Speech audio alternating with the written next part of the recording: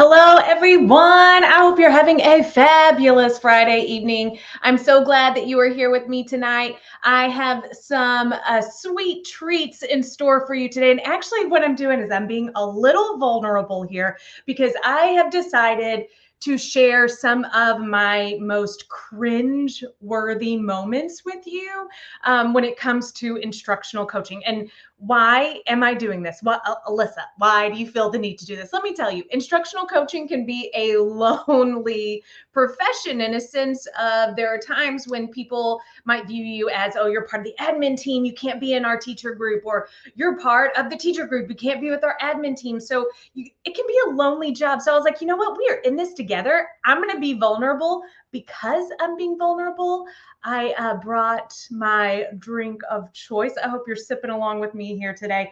And as we're talking, this is what I'm going to ask. Because I am being vulnerable, if you have experienced this before, I'm just going to ask that you give me like a little amen, a little been there, have some kind of, sympathize with me just a little bit, just because it is a little vulnerable. But what I'm going to do is kind of like tell you these three cringe-worthy moments, but I'm not going to leave you hanging just there. I am actually going to also tell you what you can do to avoid them next year, because I don't want it to happen to you. So here we go, everyone. Are you ready? I was like, I'm about to spill the tea. So hold on. Let me get a sip. Let me maybe a little gulp. Okay. Story number one. And you know what, teachers, if you recognize yourself in here, know that I love you. Mwah! I love you. So story numero uno. When I first started coaching, and this is probably year two, we were not necessarily used appropriately as coaches. We were more of a department chair, resource manager. We did help plan, but I taught half the day and I coached the second half of the day. So really not a lot of time to be good at anything. But I was also the coach for 6th, 7th, and 8th grade. So there were some challenges that came with it, but I really enjoyed it. I loved getting to be with everyone. And for the most part, had very respectful relationships with everyone on campus. Well, fast forward after my first year, and our district decides to kind of shift a little bit. And now we want you more in teachers' classrooms. Cool. That's great. I'm excited because I love getting into teachers' classrooms. But the only time I had really been into my peers' classrooms was through instructional walks, or if I had to go get something, randomly. So I have my walkthrough form that the district's given me. We are collecting our anecdotal instructional data. And I go into a 6th grade teacher's classroom, and who's an amazing teacher, by the way. Amazing. Everyone went to learn from this teacher. She's wonderful. And I go in, but during this particular class period, there was a whole novel instruction going on, which, hey, there's lots of debates back and forth. I ain't getting into that one tonight. But there were some kids with their heads down, and they were sleeping. So I clicked on my, whenever you have on your little checkbox, 100% of students are engaged. I couldn't click that. She received that feedback that it was not 100% of students engaged and so forth. I didn't think anything of it. However, things began to go awry. In that moment, she cut me off. And she was never unprofessional. She was never mean, but the trust was gone. She did not care for me after that. And it was like, no, you didn't. And like I said, this individual was an amazing educator. We all have our moments where we can't be 100% all the time. And guess what? I came in and I criticized her art. I always say, as educators, we are artists. And if someone comes in and dings your art, criticizes your art, oh no, it's going down. So 4 years go by. I'm still the instructional coach, and my husband gets a job in another city. I'm leaving. My last day, she comes to me, and these are the words that she spoke, and they have haunted me ever since. Alyssa, I know you don't think I'm a good teacher. Whoa. I never, ever, ever wanted to make someone feel that way. Ever. Like, talk about killing your soul in that moment. And so, what I like reeling, oh my gosh, I never want to make this mistake again, but I can't stop providing feedback. But here's the deal. The reason that happened was not because I clicked something on a form. It was because there was zero role clarity at the time. We were making a shift, and not once were teachers informed about why coaches are going to be in your classroom. Not once were they going to be talking about, did they talk to us about why or how that feedback would be used? And it wasn't really anyone's fault. It was just that no one had taken the time to clarify the role of an instructional coach and communicate it to everyone, and to clearly communicate it so that everyone understood the purpose. And hey, just because someone comes into your room and gives you feedback does not mean you're a bad teacher. And so, one thing that my biggest message for instructional leaders, instructional coaches of any kind, is that being clear is kind and unclear is unkind. In the moment where I went in and gave feedback to this teacher, my actions told her that she was not good enough. How horrible is that? As a coach, that is not my goal. As a coach, my goal is to help people identify their strengths, and let's expand on that. And I failed miserably, but it was because I did not clarify my role with myself or with others. And so there are multiple ways that you can clarify your role, but I'm going to tell you, when you enroll in my course, Launch Your Instructional Coaching Journey, I give you a step-by-step process in module 1 of how to clarify that role, because guess what? It's the first thing you have to do. And I'm going to tell you this, instructional coaches and administrators, if you were watching, please do not assume that because you had coaches last year, that this year you don't have to go through the whole clarification process again. That is not true. You need to clarify it every year. What is a coach? What is not a coach? And what is the purpose? Why are they going to be in your room? Because like I said, we are all artists. We are artists. And when you come from art, you in trouble. All right. So that's story numero uno. Whew! I'm being like, oh my God. And so like, sometimes it's easier because it's like, oh, that was when I was a novice coach. So, no, let's get to the nitty gritty. Like, I'm still making mistakes. And I've been a coach for 9 years, been district, campus, been them all. So still making mistakes. Number 2, I have them on sticky notes here because I was like, oh, you're going to be so vulnerable. You're going to forget which one. Okay. So I'm a district coach, and I work on 5 different campuses. I work at 2 high schools and 3 junior highs. And so I'm at the campuses probably 2 to 3 times a month, really depending on the need of the campus. But that doesn't give me a long time to really build relationships with the people I coach. When I come on campus, a lot of people just like, oh, district's in the house. Like, it's kind of like they're making calls. She's coming down the hallway. So what I did is went to a junior high campus, and this administrator asked me to collect data. And this administrator said, I want you to go into all of these different classrooms, and I want you to tell me what you see. What are the strengths? What are the areas of weakness? Where do we need to grow? What questions do you have? I want to see that. And actually, some of those walkthroughs, he went with me. Beautiful. Loved it. I was excited because I love getting into classrooms and being with students and teachers. So we have this meeting, and God, ladies and gentlemen, I'm telling you, this was like January. So it's not like this was week 1 of school in session. So we have a meeting where I'm going to lay out all of this information, and the department chair joins. Love it. I'm excited. Department chair, everyone respects this person. We are going to make a difference. So I start laying out the positive. Hey, here we go. Here's some good things. Love seeing this. Love seeing this. Everyone's doing this. It was so good. But then I started asking the questions. You would have thought in that moment, I just took my wine and splattered it in this person's face. They became livid. And you know what, team? For the most part, I think I'm a pretty nice person.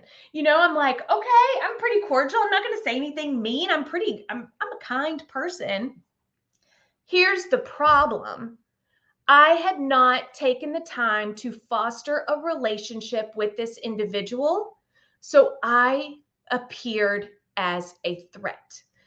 I was not a safe person. I had not taken the time to create a safe environment to provide feedback and to collect feedback.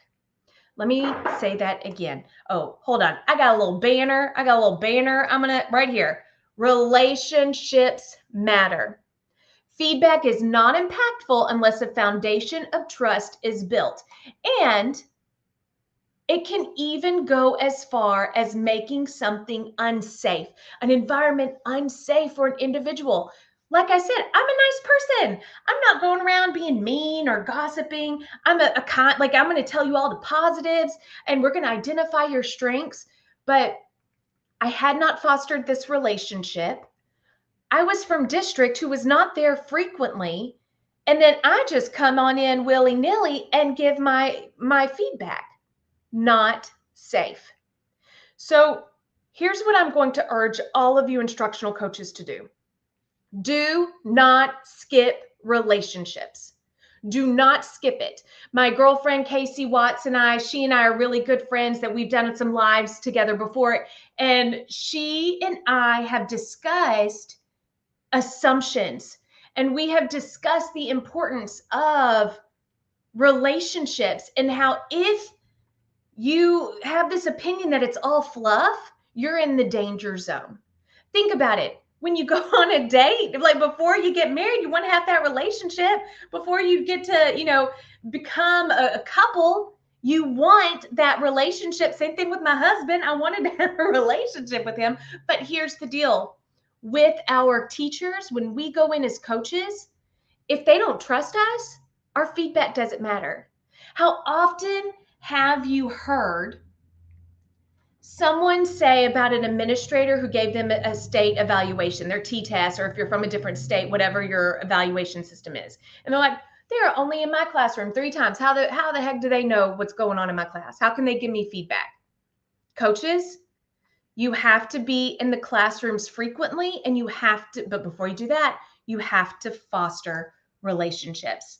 Now, I do see Miss Lee from Lee Consulting. She has asked, does your course walk us through how to foster a relationship with peers who we don't see often? Absolutely. Because let me tell you, building a relationship with teachers is not, hey, we have to be best friends and I have to see you all the time and we have to be together all the time. I actually, in my course, take you through the 3 C's of fostering relationships, no matter the frequency that you see them. And in my webinar a few weeks ago, I went over those 3 C's. So you have competence, communication, and collaboration. And in my course, I'm going to walk you through all of that. Melissa Morrison, she put in here, it is crazy. Even when they want help and want to know, they get defensive. It is so personal. It's our art. And if I am in my element and I am working with my kids and I've created this lesson and I'm executing that lesson and someone comes in and just starts judging me, even if it's meant innocently and just to help me grow, I have to be in a very safe place. Because if I'm going to accept that feedback, I'm being vulnerable. And let me tell you, that is not easy. And coaches, you're dealing with grown adults who have degrees, multiple degrees. You're dealing with some egos here. So you have to tread lightly.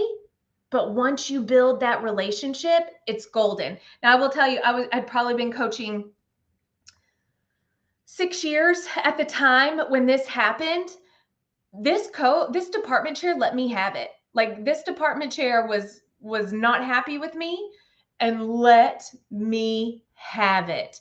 And I deserved it. I deserved it in that moment because I did not take the time to do what I knew I had to do, and that was foster a relationship. Okay, I'm gonna take another swig. I kind of feel like every time I see relationship, drink. You drink, I drink. All right. So some of my other girlfriends and I, we always like to joke. We always say, it was all good until. I feel like these stories, this is it.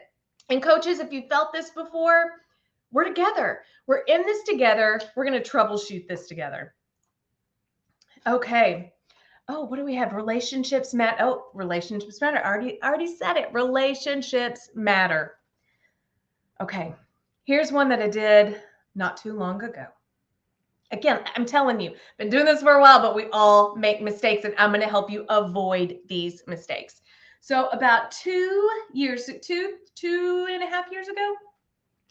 I was working as a campus coach, and I came in, I was like, oh my goodness, I'm going to share this with you. I'm going to share this with you. It's all going to be so good.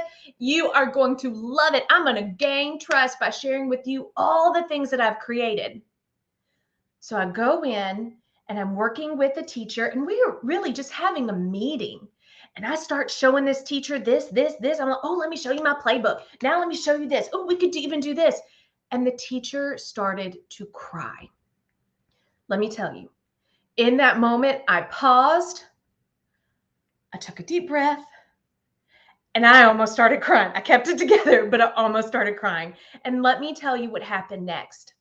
And at first I was thinking, oh my gosh, something happened. Something got on her cell phone. She just had a horrible day. She looked at me and she said, Alyssa, you're overwhelming me. Whoo! I took a step back and was like, shame on me. Shame on me for doing this.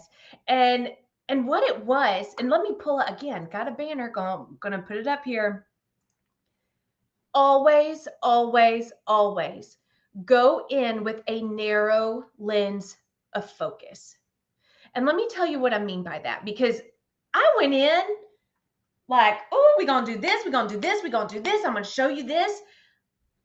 In that moment, and I had no intention to do this, but my actions were telling her that she needed to fix all these things. You need to fix this, you need to fix this, you need to fix this, you need to fix this, you need to do this. That's not what I meant. I actually thought I was being helpful. But if we don't go in with one specific goal, this is all I'm focusing on, whether I come in to observe your classroom, whether I'm coming in for a one-on-one meeting, it is one goal. And as much as I want to share all the other things, no, because we know that teachers are the busiest people on the planet of the earth. And they're having to make 20 million decisions a day. So we need to go in with one lens of focus. And you want to know what is even better? Is when they tell you what they want that focus to be. Because that's when we talk about motivation there. Motivation. They told you what they want their focus to be, and you go in and you provide it. So in my course, again, we're going to be doing the same thing. In Launch Your Instructional Coaching Journey, I will show you how to narrow that lens, how to work with your administration to narrow the lens, because let me tell you, that is the kicker. I don't want to hear my campus goal is 100% of students are passing the state assessment. Yes, we all want that. Everyone wants that. That's not the goal. One goal. And what is it that the entire campus is working for? That is tangible. That is realistic. So Melissa said, you're spot on. Coaches want to help. So we tend to have oh my gosh, so many thoughts. But it is so important to learn to know your teacher and know their mindset. 100%, Melissa. Thank you for sharing that. I walked in, I was coaching a coach. Again, this was about 2 years ago. I was working with a district quite a distance away from me. And I actually, during my spring break, they were not in spring break. So I was able to go to their campus, and I was working with a math coach. And we go into this math teacher's classroom, And she immediately said, oh my gosh, she needs to be doing this. She needs to be doing this. I was like, hold on. We are looking for one thing, because that is the lens. What is the one thing that will make the biggest difference? And I'm going to tell you, and launch your instructional coaching journey, I will provide you with the tools to be able to do that. So I wanted to kind of review with you a few questions that I get asked quite a bit about the course. So I'm a veteran coach. Is this course suitable for me, or is it for new coaches only? This course is for everyone. Veteran coach, novice coach. When I started developing this, I had to ask myself, what is the course that I would want right now? And what is the course I would have wanted then? And this is what I have created for you so that you can avoid these horrible mistakes that I have made. And again, the horrible mistakes that made teachers doubt themselves. It wasn't just cringeworthy for me, it was cringeworthy for them. I'm also going to tell you that this course is for coordinators and administrators. I have an assistant principal who's enrolled in the course, and this is an amazing opportunity for this administrator to strengthen his instructional leadership. This is where it's at. Now, another question that I frequently get asked about the course is, we are currently using Jim Knight's impact cycle as our method for coaching. How will we align this with that? So this course goes with any methodology of coaching that your district has adopted, whether it is student-centered coaching, whether it be get better faster, impact cycle, whatever method, because here is the deal.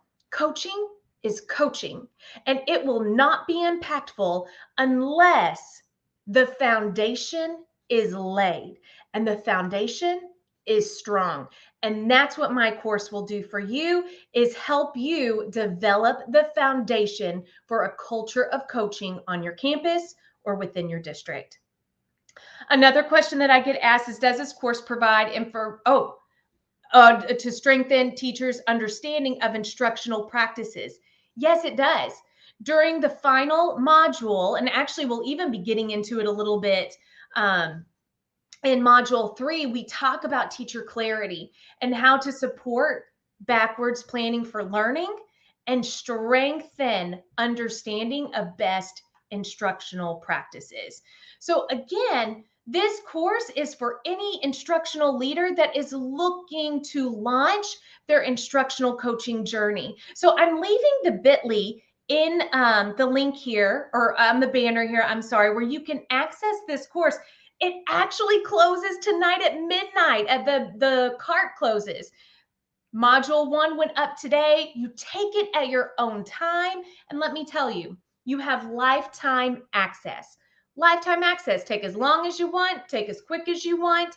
You get a certificate at the end, which will go towards 6 hours of PD credit that you can use for off contract training core hours. But then also, I'm right at your fingertips. I'm here to support you, answer your questions.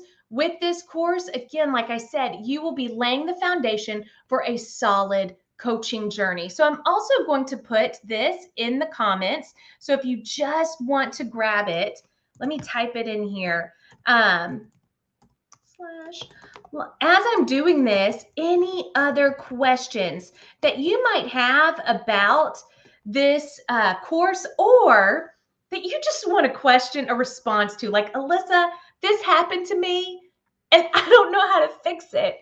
Let me help you. I'm here for you. So I'm going to wait just a minute in the chat to see if anyone comes up with any questions.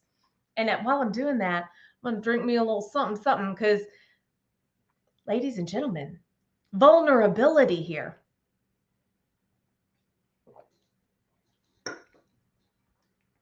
Okay, so while I'm waiting, teacher wait time, I'm gonna wait. I'm gonna recap 3 things. My cringe-worthy moments. Numero uno, clear as kind. I could have avoided making that teacher feel like she was not a good teacher if I had clarified my intention for being in her room.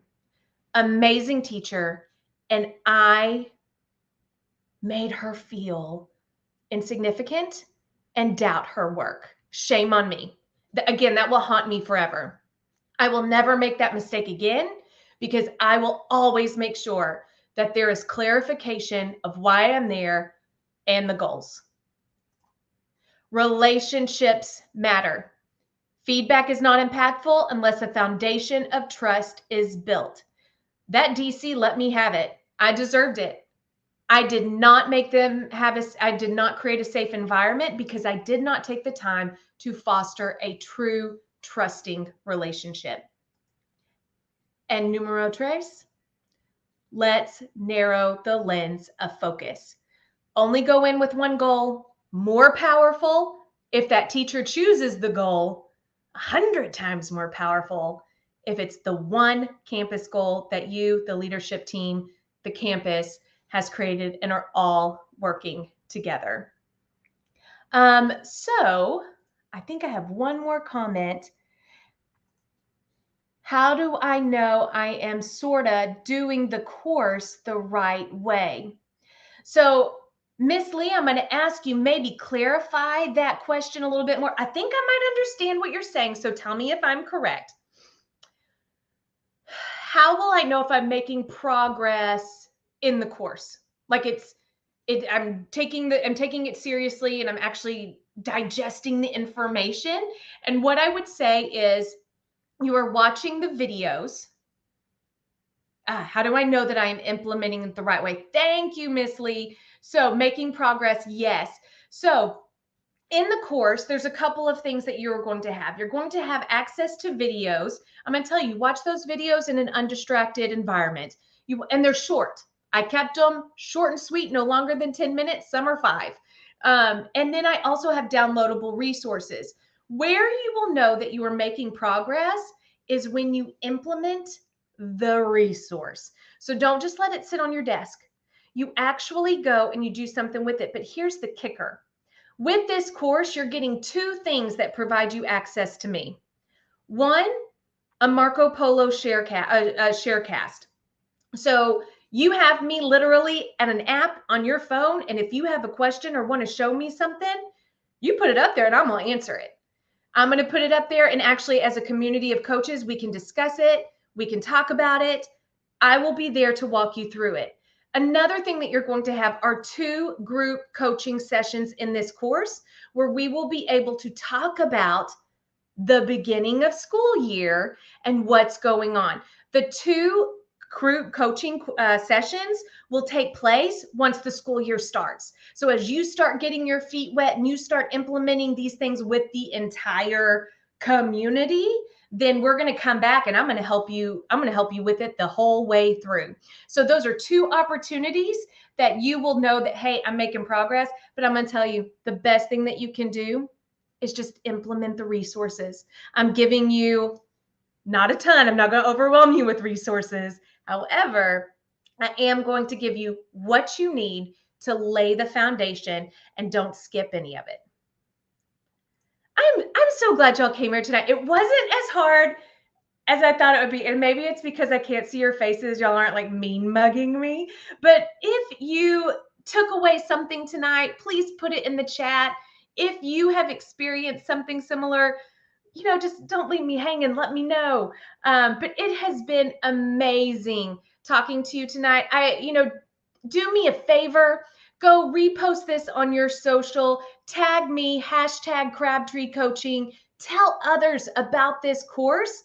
And if you just want some more information before you actually purchase, hey, send me a DM, email me, ask me on social media, ask me on here. I will answer any questions that you have, but I'm going to put that bit.ly up one more time. It's also in the chat.